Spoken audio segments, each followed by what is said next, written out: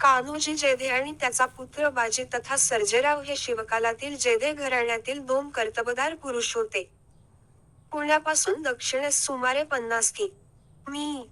अंतरावर असलेल्या भोरजवळच्या कारी या गावचे देशमुख, कान्होजी जेधे होते. ही देशमुखी त्यांना आदिलशहाने दिली होती. शिवाजीराजांच्या कारवायांनी त्रस्त झालेल्या आदिलशहाने फत्तेखान या सरदारामार्फत सन 1648 साली शहाजीराजांना अटक केली होती. तेव्हा कान्होजी व दादाजी लोहोकर हे शहाजीराजांसोबत होते. पुढे सर्वांची सुटका झाल्यावर शहाजीराजे आदिलशहाच्या हुकुमानुसार बंगळूर या आपल्या नव्या जहागिरीच्या ठिकाणी निघाले असता त्यांनी कान्होजींना शिवाजीराजेंकडे पाठविले. शहाजीराजे त्यांना बोलिले, मावळ प्रांती तुम्ही जबरदस्त आहात, राजश्री शिवाजी राजे पण आहेत. त्यांकडे जमेतीनिसी तुम्हास पाठवितो. तेथे इमाने शेफ करावी कालकला, बिकट प्रसंगी, तरी जीवावरी श्रम करून त्यापुढे खस्त व्हावे, मरण पत्करावे. तुम्ही घरोबियातील मायेचे लोक आहात. तुमचा भरोसा मानून रवाना करतो, जेधे करीना. शहाजीराजेंचे हे बोल म्हणजे आज्ञा मानून कान्होजी शिवाजीराजेंकडे आले आणि म्हणाले, महाराजांनी, शहाजी, शपथ घेऊन साहेबांचे शेवेसी पाठविले. तो इमान आपला खरा आहे. खासा व 5 जण लेक व आपला जमाव देखील साहेबापुढे खस्त होऊ, जेधे करीना. याच सुमारास सन 1649 साली अफजलखानाने जावळीवर स्वारी करावयाचे ठरविले व आदिलशहाच्या वतनदारांना फरमान धाडिले व आपण सोबत येण्यास सांगितले. खानाच्या फरमानास घाबरून केदारजी व खंडोजी खोपडे खानास मिळाले. फलटणचे निंबाळकर पूर्वीपासून आदिलशहा सोबत होते.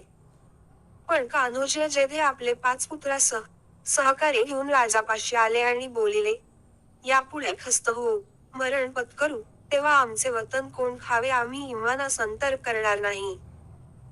यानंतर राजांचा निरोप घेऊन कान्होजी अकारी या आपल्या गावी आले व मावळातील समस्त देशमुखांना बोलावून शिवरायांची मदत करावयास सांगितले.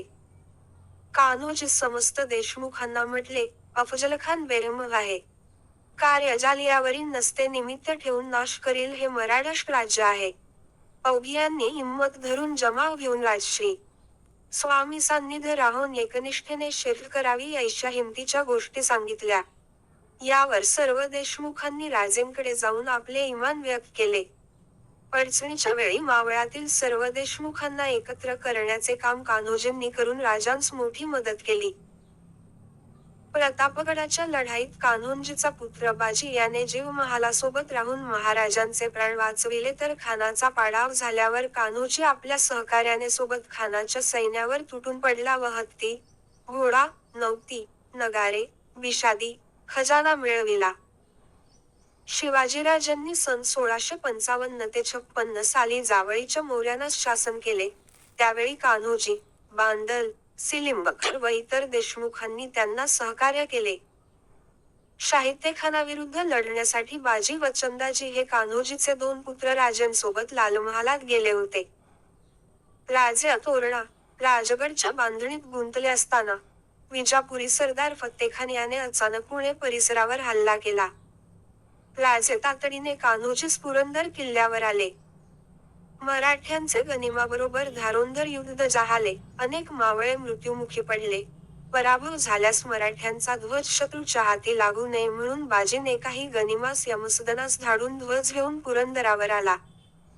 तेव्हा राजे निशाण सांभाळून आणले म्हणून खुश जाहले व त्यास सर्जेराव असा किताब दिला. पुढे बाजी, सर्जेराव या नावाने ओळखू लागला. पुढे छत्रपती राजारामच्या कालखंडात सर्जेरावने आपल्या पित्याप्रमाणे कामगिरी करत औरंगजेबाविरुद्ध मावळातील देशमुखांना एकत्र केले. स्वराज्यासाठी जेधे घराण्याने मोठे योगदान केले आहे.